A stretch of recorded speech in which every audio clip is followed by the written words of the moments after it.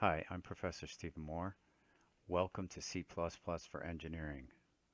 Uh, what I wanted to do is just give you like a brief introduction on my background and then take a look at the structure of the course and get a quick overview of the syllabus.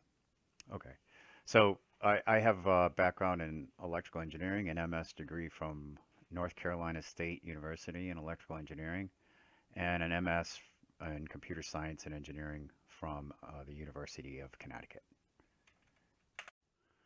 Okay, I want to give you a brief introduction to the Blackboard course page. Okay, when you first open up, of course, you'll have announcements, and as the time goes along, I'll put more announcements in here, especially related to like if there's changes to assignments or the dates for exams and quizzes. And then, like for quizzes, I'll give you at least a week notice, and for exams, I'll give you at least 2 week notice. Okay, and it also contains information related to like exams and quizzes, like what material you want to use to prepare for those. Okay. Now over here on the left-hand side, we have the announcements, the syllabus, the course content. Now the course content is the really the page to pay attention to because this, if you click on this, you'll see that what I'll do is I'll put on a weekly basis here, and I'll try to keep ahead somewhat um, on what you're required for that particular week. What are your responsibilities for course material for that specific week? Okay. So for this week, of course, you can watch the videos here. I got a couple of them, and start reading the textbook. And homework assignment one is just read the syllabus and just you know go to the assignment. So the whole assignment's over here. Just go to this assignment. You know, click on it, which just has you read the syllabus. Just read the syllabus, which you can get from this link, and just submit a note saying you read the syllabus. Okay, and it's worth 5 points, 5 out of 1,000. That is. Okay. So we go back to course content. So these would be the responsibilities for that particular week. Okay, and I already put up, for the next week. All right. Lecture slides, I'll put these over here. So like chapter one is up there now. Some of the other things. So as we get to a point where we have exams and quizzes, the links for those will be posted here. Okay, and they're going to be time limited. Um, Typically, exam might be 3 hours, and quiz could be maybe an hour and a half. We'll say for that. Okay. And like I said, the homework assignments and the other will here. This is also where um, I'll post the assignments and the due dates associated with them. And what you're going to do is for the homework assignments, you'll actually go in there and when you click on it, it'll give you a place where you can actually take um, photos or a scan of your work and upload it. Okay. Now the other thing here is that you'll have solutions for these, and I'm going to give you the solutions before the due date. So like here, homework assignment 2, I've actually given you the answers for this one. I'm going to give them to you beforehand because uh, what it will do is allow you to, you work on it, and if you can't figure it out or you want to check your results, you go into the solutions and use those as a guide to help you out. Okay, and the homework's like you know a portion of your grade you'll actually get credit for. Okay, and so it's really just a matter of if the homework assignment's going to be on your attempt for that. All right. Web links. This will be some useful web links that as we go through the course. Right now I just have c++.com, but this is if you want some additional information on the language, if you have additional questions, you can actually go on to c++.com and look at some of the tutorials or the language reference when you're looking something up. Okay. Handouts, I don't have anything up there yet. As I do, I'll post them there. Integrated development environments.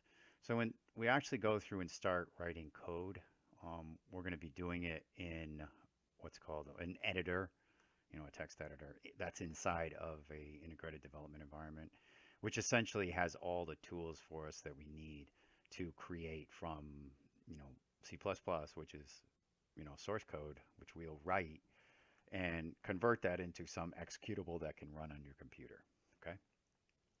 So these are these are common ones.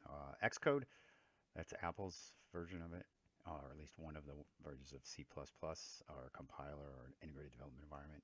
I have never used this one, but some, if you have a Mac, you may want to go check this one out. Okay. The one I will use is Visual Studio, and there's actually a version for Mac, and like I said, I haven't used Mac, but there's a version also. So if you click on this, you'll go to the website. You can download it. The other one is Dev C++. I've used this one quite a bit. It's actually a bit smaller. It works perfectly well for us. It's a bit smaller than Visual Studio, and the interface, of course, is different than Visual Studio, but the functionality is all the same. Okay. And NetBeans, I haven't used this one yet, but the textbook refers to this in certain places. All right. And the last one here is discussion board. So if you want to, you know, post a question, or you can post it to the class too, that you can get an answer to. The only thing, of course, when you're taking an exam or quiz, don't post any questions here or the problems or anything related to that when you're actually taking it. Okay. Or after you take it even. Okay. Don't post anything up there for that. All right. So that's pretty much it. Like I said, course content is one to really pay attention to, um, and the announcements, right? And then you'll see as time goes on, when exams become available for you to take them, um, that this link will show up. And the way I do it is that, with quiz and exams, I open up a window, 2 or 3 days saying that, okay, once you click and once you start the exam, you have like 3 hours to complete, and there our timer will start, and then it will continue on, and it will, end at 3 hours. And if you're late, you get points deducted from that if you're late on either of these. Okay, so try to meet that deadline. And the other part of this is I created a pool of problems so that when you take an exam, randomly select those problems, so it won't necessarily be the exact same ones as others in the course. Okay, for both quizzes and exams. All right, so one thing I do allow is if on the homework assignments you can collaborate all you want with that. You may not need too much because you already have the solutions. But this is really, you're thinking about, this is where you're kind of learning the material with the homework assignments and, the course content, um, and using solutions as you need them. And the exams and quizzes are going to be used to actually, check your knowledge in the particular areas. Okay, so that's pretty much it. As time goes on, sometimes I come up with new links if I'm thinking something else could be in here. Um, Most likely it'll probably be pretty much these. All right, so that's it for that. Okay, so here's the syllabus. Just kind of going through what the class, CRN, this semester, uh, my information. Okay, so pretty much all the communication will happen with email or leave a voice message, because this will go right to my work phone, which I'm at home. So we start with that, and if there are other issues and you want to leave a phone number, I can always call you. That's fine. And if we get to a point, we can always set up an online meeting if we need to. Okay, but we'll try to resolve everything through this email and voice message, and then potentially a phone call. And then if that is not enough, then we can always set up an online meeting. Okay. So here's the course description for this particular course. Completion of Math 172, although sometimes there are cases where people have taken it concurrently, okay, in certain cases. Here are some of the course objectives, okay, so, for the most part, we'll be writing code, C++ code, converting that code to an executable and running it and seeing it meet the requirements that are defined in the problems. To start with, what we're going to do is we're going to learn a little bit about the numbering system and how computers handle numbers and relate that back to what we deal with typically. Computers deal with binary, which is a bunch of ones and zeros, and we typically deal with decimal. Okay, so there's some conversion process that goes between those two. Okay. Some of the other things are related to just, or the other things are just related to actually writing C++ code and, taking that code, essentially making a program. That's really all this is about that, which is done automatically. We write code that's like kind of like English, which is C++ code. We have a tool to help us create an executable. Okay. The other ones are related specifically to the language. All right. So you'll see these as we go along. All right. Continuing on, here's the textbook associated with it. And what I'm going to be doing is I'm going to be getting the problem sets come from this particular edition of the textbook. Okay. Grading.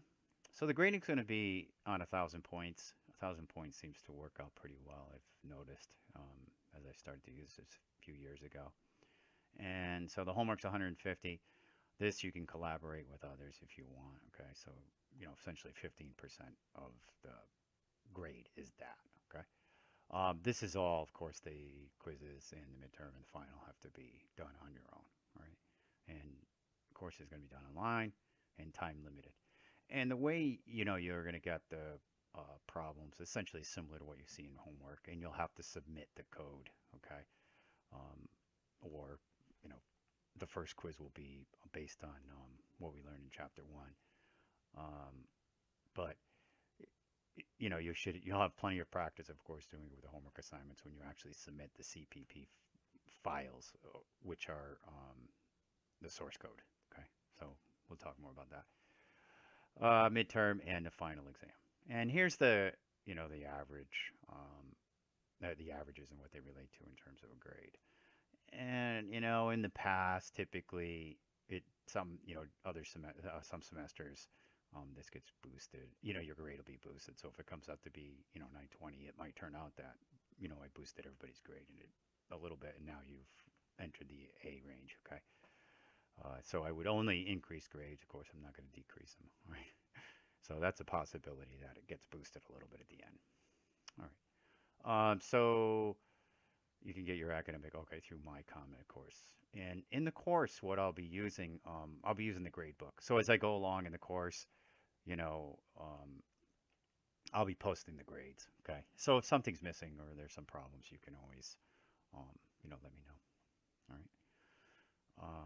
Okay. And here's some things associated with it. So homework assignments are going to do 5% a day. So there should be no problem. The solutions are their solutions are there, right? Solutions apart. So there shouldn't be any problem with meeting these deadlines, right? Um, Exams and quizzes. So this is, you're going to be limited. And like I said, an hour and a half, possibly 2 hours. But I'll tell you, beforehand how long you're going to get for these. Because if the problems are a little bit more involved, they may give you a little more in time. Or if they're a little easier, then I'll shorten it a little bit. But you can expect quiz about an hour and a half, an exam about 3 hours approximately. But like I said, I might increase that depending upon, or decrease it a little bit depending upon the level of the questions. Okay. Attendance policy. One of the new things they have here. February. This is directly from the template that was given to us by the college. And the date they gave us is February 8th. You'll be dropped from the class, okay? If you don't participate, so you have to participate. I did give you just read the syllabus was participation, right? That counts for the participation. You'll be dropped, okay? So you need to you want to keep up with material as we go along. Don't get behind in the programming language. One the old material, the new material builds on the old material. So as we go along, if you've skipped some material, it'll be really hard to catch up. So you want to make sure you stay up with it. Okay. This has some issue related to financial aid, but I don't know all the details associated with it. But there is an issue with that. But this is the new restriction. So you have to have demonstrated that you participated. And for me, in my class, it's really submission of, assignment, saying that you read the syllabus or, hopefully you read the syllabus, submit that, and then submit assignment two, sorry, by the time February 8th comes around. Okay. Academic integrity. This is all the usual stuff. And then at the bottom here, I added this. And so you can work together on homework assignments, okay? That's it. But the quizzes and exams, you have to do your own work, all right? Don't work with anybody else. Don't work with uh, people from the class or even outside of the class, somebody who might be, professional coder. Don't do that, okay? All right. So make sure you do all that your own. You should be good. Like I said, all of them you can use your notes and online if you need to, because I make up the questions myself. So um, you know, you can't go out and look at these up online because I recreate new ones each time. All right, discrimination, harassment, sexual misconduct reporting. So if there's any issues related to this, you can contact our academic dean for that. Okay. Incompletes, now and then. People have incompletes for some problem, some extenuating circumstance. They may need to do an incomplete. But just let me know. Keep me in the loop so that if we need to do this, I can accommodate this. All right. Audit. Nobody seems to audit ever. Withdrawal policy. So withdrawal here, they have specific dates. So it looks like May 10th. Okay. So don't give it to me on May 10th because let me know on May 10th. So if you decide to withdraw, I'll do it before that. I have no problem signing the forms for that, so it's not an issue. All right. But it looks like you don't need me to sign anything if it's before April 2nd. Okay. So, but pay attention to these dates. All right. Services for students with disabilities. So if there's any, you know, academic adjustments you need for this, additional time on quiz and exams, let's say, you can contact Joseph Navarro for that. Okay.